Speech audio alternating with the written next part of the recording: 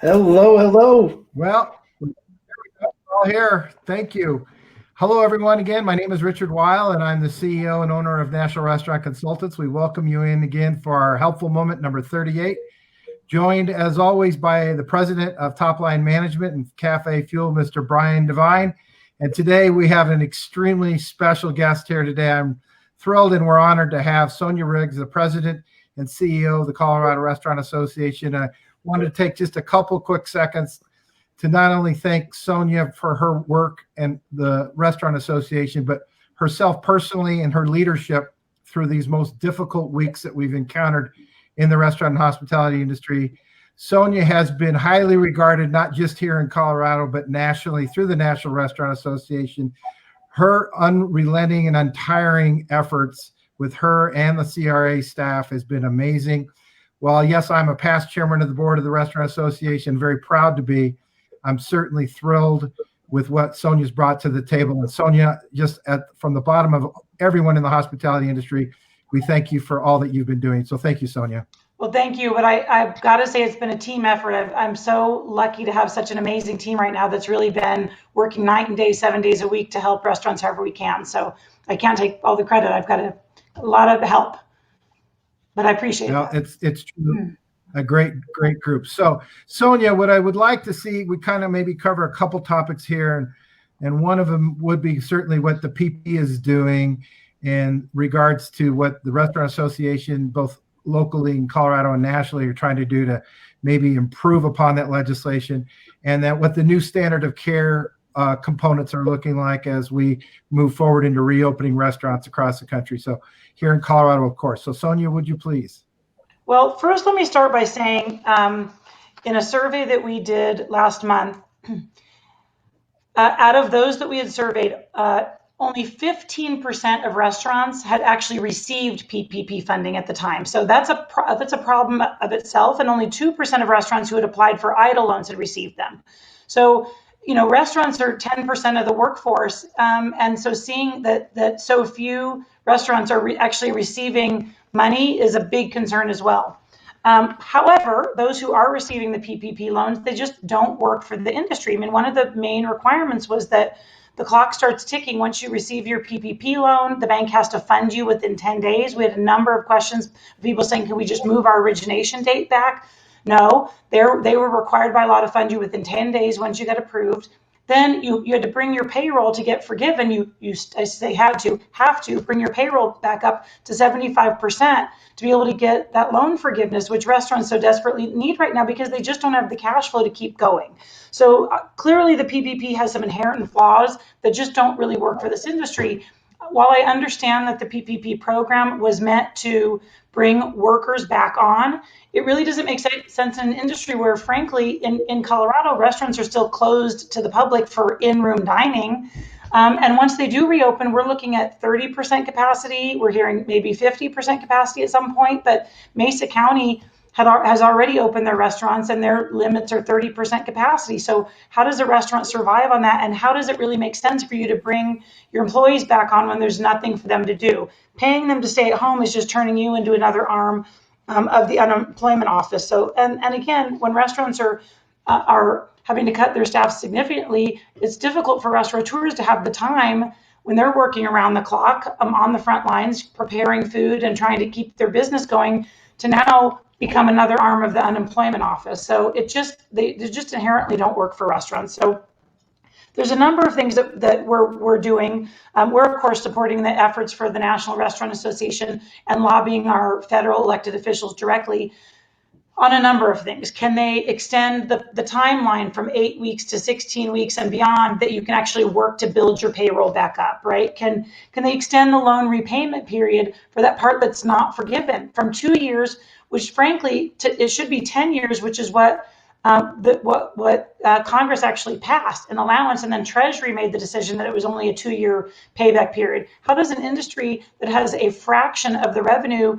that they were receiving pay back those loans in such a short period of time? So that's a big problem. We're also looking to allow, and in fact, I understand that both Senator Bennett and Senator Gardner just signed on to a bill that we'd asked them to sign on to, changing from the 25-75% rule on PPP, meaning that 75% has to go towards payroll costs and 25% can go towards rent and other expenses that were outlined. Make that more of a 50-50 share, because that's what we're hearing is if these restaurateurs can't even pay their bills, how can they, again, bring their staff, their payroll back up to the levels that it was pre-COVID? So we're hoping for some sort of change. So we're trying to push that from all angles. In addition to making changes to the PPP process, we're looking at a restaurant recovery fund that would be specific to restaurants, since they are such impacted in such a unique way that they need special help above and beyond that of some other industries. And that would be a multi-million-dollar recovery fund that only restaurants could apply for. They could prove that they had lost a certain amount of revenue during COVID-19, which would obviously be very easy to do. So we're keeping pushing, I guess, wherever we can to our federal lawmakers in hopes that there's something that they can do. We tried to push with Treasury. We're hearing it's not likely that that's going to get a lot of results, but as you've seen in recent days, even baby steps to and small changes to the PPP can still make a difference. So we're pushing from every angle. So that's our federal update. We'll continue to update folks as we know more. Would you like me to go into what we've also been doing at the state and local level? Please, of course. Sure. Okay. So, and that's been a huge thing is, number one, we've been working very closely with the state health department, the Colorado Department of Public Health and Environment, and the Denver Department of Public Health and Environment. As many people may know, Denver's on one health code and the entire rest of the state's on another health code. So making sure that once those restaurants open, there are consistent guidelines as far as what things look like when they're able to open. So of course, we'd like every county to open as quickly as possible. And we know that what may work for Denver may not work for Mesa County, that's already open, and other of the more rural counties. So we're pushing for letting restaurants open their dining rooms as soon as they feel safe to do so. That being said, those requirements of what those should look like, what their operations should look like once they open, really need to be clear.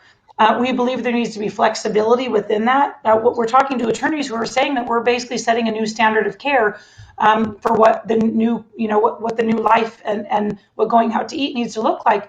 And the public needs to understand what they should expect. Restaurants need to understand what they should expect, but no two restaurants are the same. And what might work for one restaurant may not work at all for another restaurant. So providing flexibility. Let me give you an example. We've been hearing of single-use menus, for example. Well, asking restaurants to increase their costs in a time where they have literally no income coming in. And I'll say, on average, operators reported a 76% decline in sales when you compare early April in 2020 to early April in 2019. So now adding additional costs on top of that, which they're already having to do with masks, hand sanitizers, more frequent cleaning, so increasing the responsibilities that each staff person has to do is already making it more difficult for them. Obviously, we understand that public safety is of utmost concern, as do restaurateurs. They want to make sure that their employees and their guests are safe. So that'll continue to be a top consideration, but allowing for some flexibility where you're giving some guidelines. For example, like I mentioned, instead of the single-use menus, what about allowing for a menu board or allowing customers to open up your menu on their phone as alternatives? Those are also safe alternatives where they're not coming into additional contact with folks. Maybe the table shares one laminated menu that they can thoroughly clean after each use. So so far in the conversations we've had, both at the local level and the state level, they're very open to that flexibility with some high level but strict guidelines. And so we feel really good about that. The frustration we have right now is that the state, we believe, is close to or may already have their guidelines. They just haven't released them yet. So we're trying to push to get those released as quickly as possible, especially now that we're hearing county by county look to get a variance to be able to open restaurants sooner. I will also say that wherever we can continue the allowance of to-go alcohol and curbside pickup of alcohol has been a huge help to restaurants, just because it gives them a little bit more revenue other than what they would have previously been able to bring in. Also provisions is something we've seen a number of restaurants offer, like full loaves of bread and cartons of eggs and and whole tomatoes, whole raw chicken, that kind of thing. Just any way that not only will help the public, but help restaurants and, frankly, the cities and states be able to bring in additional revenue through those sales taxes. Again, we've been talking a lot to the Colorado Department of Public Health and Environment, and they've actually said that ordering through restaurants may actually be a safer way for the public, especially those high-risk populations, to get the food that they need because there's fewer touch points. I'll tell you, when I order takeout and delivery, when they deliver it, it's contactless. They just set the food down on my front porch, walk away. Curbside pickup, oftentimes they'll ask you what the make and model of your car is. You'll pull up in front of the restaurant and they'll put the food straight in your trunk or in your back seat. You don't ever have to come into contact with somebody. So it's really a nice alternative. So we're pushing for federal and state governments to continue to allow for that, especially as restaurants start to open up at a limited capacity. We're also looking at increasing capacity in dining areas as they open up, like increasing where your patio is, expanding your patio potentially maybe into your neighbor's front area if they're amenable to that, expanding onto your lawns, expanding into your parking lots, or frankly, even on streets. We've talked to some local officials about potentially closing streets for restaurants to be able to expand to where they can offer a better dining experience and an expanded capacity for diners. So, we're continuing those talks. We feel positive that we're hearing regulators and lawmakers listen to us at the local, state, and national level, because they really understand now that restaurants are hurting and would like to try to help wherever they can. So more to come on that, but we're pushing every day. Those are great things. And the standard of care got to come down, and we've got to get clarification on that. I know you're working hard to get those pieces in play as well. So I can't thank you enough. I can't thank you enough. These are great pieces. Anything else that you can think of today, Sonia? I just encourage people to go to our website. We've opened up our communication to both members and non-members of the Restaurant Association. So any restaurateur that wants our information, I would just ask them to go to corestaurant.org. We've got lots of great resources for you. You can sign up when you click on our coronavirus page to get texts and urgent emails from us. We're sending out an email at least once a day and trying to make sure that they've got relevant information that restaurants need to know as they're looking to survive getting through this pandemic. We also, and I know that Mary has talked to you as well, we also have been giving out money to restaurant employees. Again, I would encourage folks to go on and find out how they can pass this information along to their restaurant employees on how they can get grants through this trying time. So we're again, and if there's something that folks that we're not supplying that you need, just email us, and we're happy to do the research to add the resources that we can, just to support you however we can. And there goes the website across the bottom there. So thank you. You bet. And can't thank you enough, Sonia, for your information today, and of course the National Restaurant Association. A lot of information coming across their website as well.